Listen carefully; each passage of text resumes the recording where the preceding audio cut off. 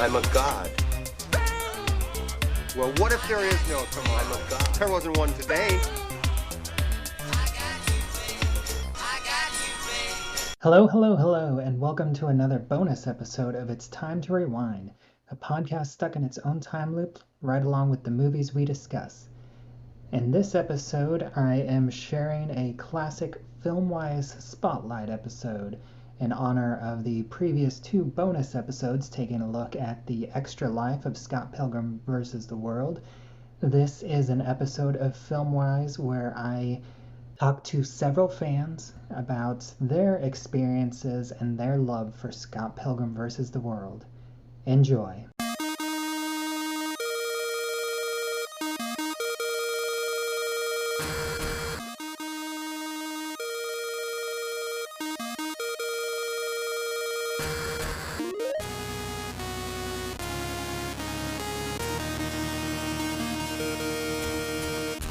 Hello and welcome to another edition of Filmwhys Spotlight, a special edition of the Why Haven't You Seen This Film podcast where instead of having a single guest who introduces me to a film I've never seen before and I introduce them to a superhero or comic book film, I speak with several fans of an underappreciated superhero film and find out why it's so special to them. As always, I'm your host Bubba Wheat from Flights, Tights, and Movie Nights, and the film I'll be shining the spotlight on this time around is Scott Pilgrim vs. the World. If there's one thing that you might know about Edgar Wright, is that it takes him a long time to make a movie, but when it does, it comes out as a tightly woven tapestry. The initial Scott Pilgrim comic book, which at the time had only released 3 of its eventual 6 volumes, was given to Wright all the way back in 2004 during a screening of Shaun of the Dead. And while many who have seen the film now agree that what he created through the course of those 6 years is an amazing film, when it was released in theaters, it didn't quite live up to the buzz that it had generated in the online community.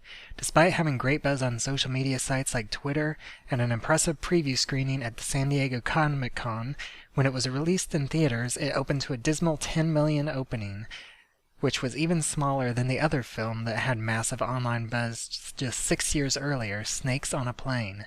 But somewhat surprisingly, most of the fans that I reached out to actually did manage to see this one in theaters. Hi, I'm Debbie Rolfe, and I'm from the You Haven't Seen podcast. No, I watched the movie in college. I was introduced to the comics by a guy I was dating in high school, and then the next guy I dated, owner for its states, he, asked me, so have you seen Scott Pilgrim? And I was like, well, okay, this is going to be a thing until I see it, I guess. And so we watched it, and then I loved it. But I always thought it was funny, just the fact that I was introduced to it through a series of exes. I'm Nikhat, and I'm from the Across the Universe, the Chicks with Accents podcast. I watched it. I think it's basically because I like Michael Cera and I like the name of the movie. I think I saw it on DVDs. Someone had it or something. I don't remember exactly why. I definitely remember not watching it in theater because I would kill to watch it in a theater.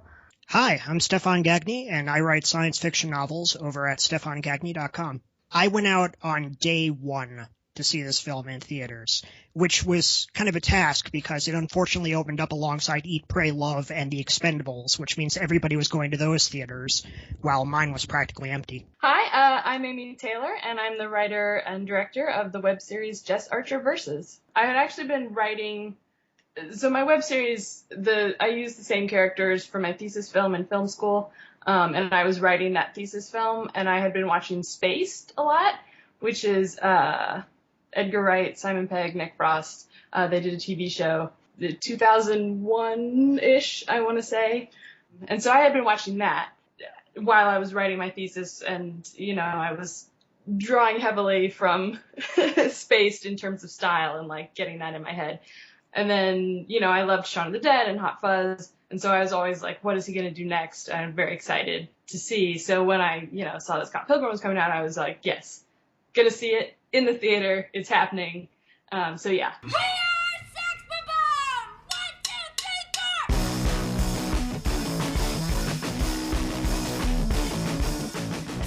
Scott Pilgrim might not have succeeded in theaters, but it has grown to become a cult hit with fans for various reasons. One is that it seems to resonate with a certain subset of culture that grew up in the 80s and also grew up with video games. It's now something that permeates our culture, whether or not you even play them. This year alone, there are no less than 4 video game movies hitting theaters. But even if you're not someone who grew up with video games, there's something about the world of Scott Pilgrim that creates its own fantasy world. Edgar Wright had this to say in an interview with Movies Ireland. Raison d'etre of the whole piece is that you're essentially seeing the film that's playing in Scott Pilgrim's head. And that Scott Pilgrim is a character in his early 20s who has grown up on Saturday morning cartoons and comic books and video games and probably too much sugary product.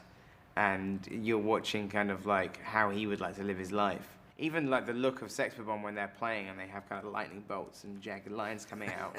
I would describe it to the animators. I said it should look like a 14-year-old's idea of a rock band. Video games have saturated the culture so much that you kind of get some of that. Because I was never really allowed to play video games that much when I was little. But I felt like I recognized a lot of it just from, consuming other media. Well, I've been a gamer all my life. I mean, from Pong to the Atari 2600 to 8-bit computers all the way on through today. Although I never actually owned a Nintendo Entertainment System, which is what most of the jokes in the movie are based on. But I had friends who did, and I cherished the few times I could actually get over to their house and get my hands on one of those sweet boxy NES controllers. I actually have almost zero background in video games, because we never really had a console growing up, and it just was never something that I did. But it's something I've started getting into now more as an adult than I was as a kid. But so a lot of the video game references were actually lost on me the first time that I watched it, which is pretty embarrassing. Just is going to sound so lame. I've always enjoyed watching people play them because I didn't grow up playing them. I don't have whatever motor skills, I guess, you need to be good at most video games. And so I would watch my friends, and then when I rewatched Scott Pilgrim about a year later, it suddenly made so much more sense to me, because I was like, oh my goodness, I missed so many references. And so then I reread the comics as well and actually understood more of everything. Yeah, no background with video games. I'm terrible at video games, so I still don't completely understand. I'm pretty sure I still don't understand some of the references. Wow. Zelda, Tetris. That's kind of a big question. There's plenty to praise about Scott Pilgrim, but one of the most memorable things about any good comedy is that it has to be quotable. And in that respect, Scott Pilgrim holds up with dozens of great lines of dialogue that fits next to the stylistic and kinetic visuals. Steven South, when he's freaking out while the first band is playing, and you just see him wandering around and all of his text is on the bottom of the screen with he's screaming.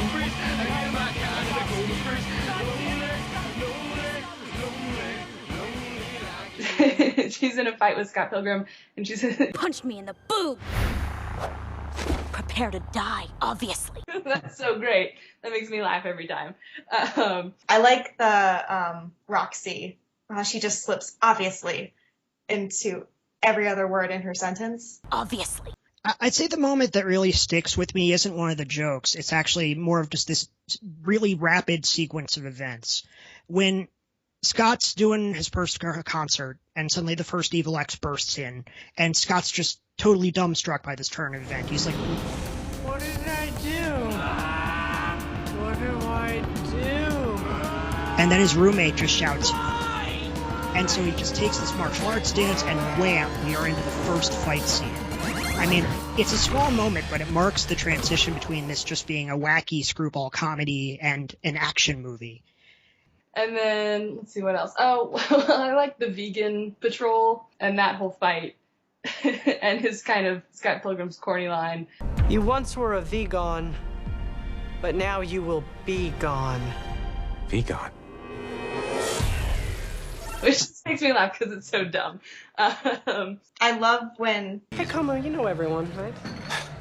Yeah, pretty much I do. You know this one girl with hair like this? Yes, that's Ramona Flowers. shows up the sketch of Ramona's hair. I don't think people use it that much, but the Gideon the Jason Schwartzman character, he says, Music to my ear holes. which I actually say a lot. Besides the quotability factor, what really helps sell Scott Pilgrim to its fans are the impressive visuals and kinetic editing.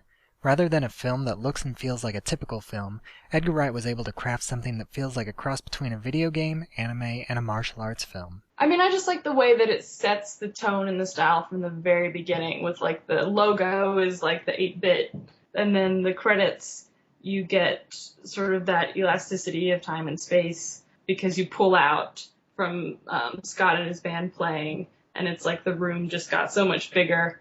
Well, I've always been really interested in Edgar Wright's use of transitions and the way he sort of plays with time and space. The way, you know, it's sort of very elastic and people are moving between time and location and you're just expected to follow it as an audience member. They didn't try to explain all the weird stuff. They just show Ramona rollerblading through Scott Pilgrim's dream and you just accept that as that's the reality of this world, and we don't need to go into it any further. Or she just mentions, oh yeah, he punched a hole in the moon for me. Amazing kinetic energy of the editing, of Edgar Wright's editing, is just, it carries it through, it keeps it entertaining, and it rewards you for multiple viewings, because you'll notice background details that are worked in there, different layers the story's operating on. All of Edgar Wright's movies do that. Every time you watch them, you'll discover something new that only makes sense in hindsight.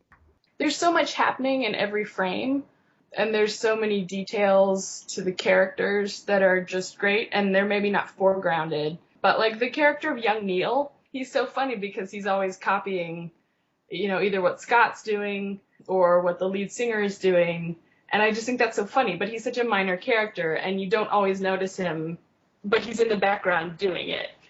Of stuff, it's just a very fast-paced editing style, but you don't ever lose anything because there's so much visual information. And a lot of that is expressed through the words and the typography on the screen too. I love the comic book style where it does visual onomatopoeia, highlight lines, speed lines, because it ramps up the intensity of everything you're looking at with visual cues. It kind of reminds me of how videos on YouTube are done these days, where things like rapidly animated captions or clip art are used to emphasize key moments and keep the presentation like lively. I am a video editor. That's what I do. And one of my largest inspirations is Edgar Wright's films because I love his visual comedy and I love the editing style of the things that he directs. And I haven't done anything close to, I haven't worked on a feature yet or anything like that, but it's something that I often go back to just to feel inspired and get pumped about my job. This movie specifically, a lot of the frames of the screen are almost directly lifted from the comic book. He does a lot of stuff with typography that I really love, and the split screens in different ways than just a, line down the middle, right and left screen. And I was rewatching it recently, and I don't think I ever noticed it before, but all the different aspect ratios in it. It's such an engaging movie visually. There's so much happening at any point of time. I learned the baseline from Final Fantasy II. And even with the visual elements and dialogue, Edgar Wright managed to put in extra background visual elements that appeared throughout the film. Each of the 7 evil X's were represented with a number. Matthew Patel was that one guy, and he had a single chevron on his jacket sleeve. Lucas Lee had several number 2s throughout a scene, and so on. In the DVD commentary, Edgar Wright discusses this numerology a little bit. Now this title sequence here, which is done by the amazing people at Shinola, is the start of a numerically obsessed film. I really wanted this to be have a kind of Sesame Street feel to Scott Pilgrim, and the letter X is very important, and then also have a number ranking throughout the film. So and actually within this title sequence, every time you see one of the X's names, you have the X's and numbers. And then Coke Zero is because as a part of the numerical numbering thing, system. The numbering system. Scott is 0. Scott is a 0. Gideon is 7. And we had this kind of, we want to have this ranking chart. Now, I have to point out some 2s. There is a 2 on Lucas Lee's car coming up right now. You see it? Beautiful car. 2. There's a Tibetan 2 on his shoulder, his little neck tattoo on the other side. Is that what that is? Yeah, it's a Tibetan 2. And on his belt, 2 X's. That's right. There you go. If we're talking about threes, the three in this scene is pretty obvious. But not just the three on Brandon's chest, but also the stripes on his arm as well. Yes. He's got 3 kind of sports stripes. There you go. The 4.5 there. Hey, well, here's the idea: is that like Scott was wearing a 4.5 t-shirt, and now that would seem to jump out of the.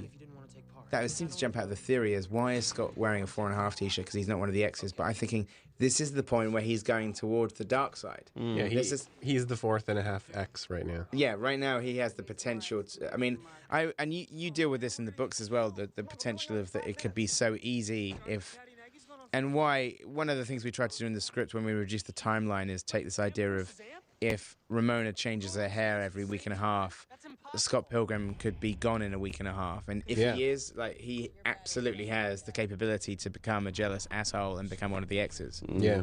Would you agree, Brandy O'Malley? I would agree. Well, it's interesting because the number thing is partly from the comics and partly Edgar Wright's creation, but Scott was never associated with Zero in the comics. Whereas in the movie, I feel like they use the Zero imagery, like he drinks Coke Zero, he's wearing the Zero shirt from the Smashing Pumpkins, stuff like that. I see Scott's role as Zero emphasizing his status of being completely empty. He's this passive guy who's incapable of committing to any decisions. He doesn't want to go get haircuts. He won't break up with his girlfriend even when he sees something new. And generally, he just sort of goes along with everything around him, even the fighting. I mean, he's only fighting the evil X's because that's expected of him. He's kind of immature and underdeveloped and a total Zero. And this really only changes towards the end of the film, when he finally realizes that he can't win the day just fighting for other people or fighting for what's expected of him. He draws out the power of true love, and that's not enough. He gets destroyed in the end. What he has to do is he has to fight for his own self-respect. He has to grow as an individual and push past just doing what everybody wants him to do. I've always liked that because it's kind of one of the best themes in literature, is that you can't just say, oh, true love will solve everything. No. If you're not healthy yourself, you can't be in a healthy relationship. I don't know. He's kind of like a reset for Ramona. She comes to Toronto to start over again after this disaster with Gideon. So in terms of that, I guess he's sort of like a Zero. But he does have the potential to become an evil X, I think. Because Scott Pilgrim he's not a completely likable person. He has his flaws. And I can see there being a scenario where they have a bad breakup. Equivalent of like all the crazy stuff that happens in it. It's basically about like, how you have to like measure up to like your partner's like past experiences, and you kind of have to fight them and all of that. So like it can either like, it can mean like he has like low self-esteem as it is, like in the end he gains the power of self-esteem. I guess it makes more sense in the self-esteem way for me, but maybe like he's just she also says like he's an evil X waiting to happen, so maybe he'll be like the next one for the next one, like a lot of things. I don't know. It's cool. Like him being, I guess, as this story ends, he's like the last X, so it's like X's and O's. I've always thought of it more as that, where they're all like, the kisses and hugs and stuff, X's and O's, and they're the X's, but he's the O because he's the one that she ends up with.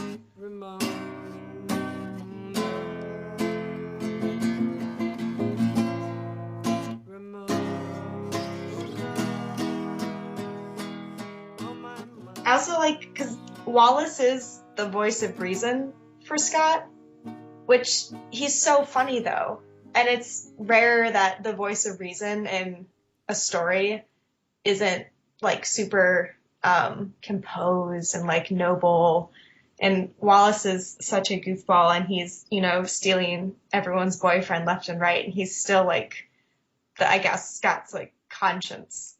Yeah, which it's nicely subversive that it's not the whole true love saving the day thing that actually saves the day. Because what happens is really everything gets reset. Scott and Ramona basically agree to start this entire courtship all over again, putting aside the baggage of what's come before, and they'll come at it as better people, as whole people, instead of as just whatever they were trapped in their past. I mean, Scott's dating a high schooler. He's clearly never gotten out of his high school mentality. He hasn't grown up. Not until the end. I knew you were. Our come and go was waiting for the world to end. And while I didn't get the chance to talk with anyone who worked on the movie, one of the fans of this film was inspired by Scott Pilgrim as well as the other works of Edgar Wright, and Amy Taylor talked a little bit about how this film inspired her current creation, Jess Archer Versus. I would say probably the sense of humor a little bit, in terms of, Spaced especially, his TV show, it was just full of pop culture references, and I tend to do that a lot. And then in terms of style, I do try and copy, really, a lot of his transitions and just the way that he moves the camera in the space. I mean, whip pans, and I think in the first 5 minutes of Scott Pilgrim, you get all these different examples, just the different transitions that he uses. Like, he's talking to knives in a record store, and then someone walks in front of the camera, and then they're on the bus. Or Scott Pilgrim is looking out into space, and he's in one location, and then someone talks to him, bam, they're in another location. They're back at, rehearsing with the band. So that kind of thing I try and I think is probably the most influenced thing that I do. You watch it and you're like, this is ridiculous and it's really cool. And people were paid to make this for their jobs. Belated coming-of-age story, or you can look at it just as awesome action fight scenes and wacky visual gags. It works on either level.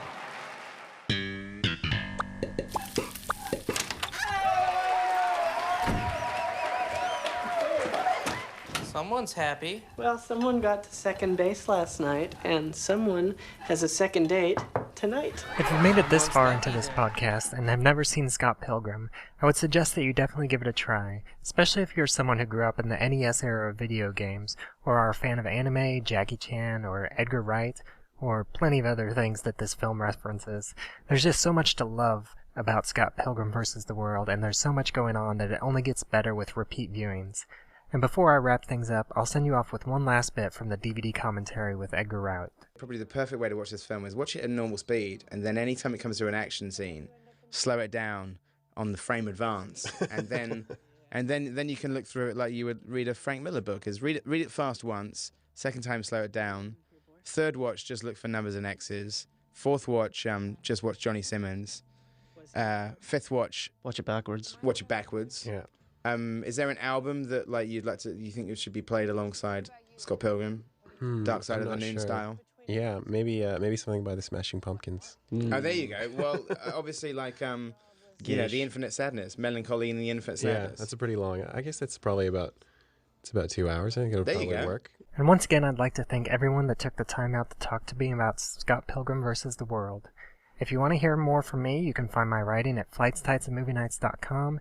You can find me on Twitter at BubbaWheat, and you can also hear more episodes of Filmwhys on iTunes, Stitcher, and Google Play. The next episode of Filmwhys Spotlight will be on 1984's Supergirl, so if you're interested in being on that episode, feel free to contact me. You can also email me at bubbawheat@msn.com, and if you want to know more about where to find the guests of this episode, here they are again to tell you, or you can also find links in the show notes. Until next time. My name is Stefan Gagny. I write science fiction novels, which you can read for free over at stefangagny.com. Right now I'm working on a cyberpunk epic called Floating Point. And you can also check me out on Twitter at twitter.com/twoflower. That's Two-Flower, as in the character from the Discworld books. Yep, I'm a big old fanboy. I'm Debbie Rolfe. I'm a video editor, and you can find me on the internet at the You Haven't Seen podcast, which is YHS_podcast on Twitter. Or you can find me on social media at DaRolfe, DA_Rolfe. Hi, I'm Amy Taylor. I'm the writer and director of the web series Jess Archer Versus. You can find me on the interwebs. On Twitter is at Walking Candy Apple, WALKN Candy Apple. That's a Seinfeld reference, if anyone gets that. And my web series is at Jess Archer Versus, Jess Archer VS. Hi, I'm Nikhat Zera, and I blog at the Across the Universe, the Chicks with Accents podcast. and I used to write at beingnormagene.blogspot.com, but I kind of don't anymore. And I'm on Twitter at Nikhat_Z. This podcast is a proud member of the Lamb Podcasting Network. Find the network at largeassmovieblogs.com. If you're still listening, this is Bubba Wheat one last time, and I hope you enjoyed listening to that look back at Scott Pilgrim vs. the World. It was a lot of fun and a lot of work making it a few years ago. I will be back with 2 more bonus episodes here for It's Time to Rewind, and the next regular season of this show will kick off November 1st with Trapped in the Twilight Zone.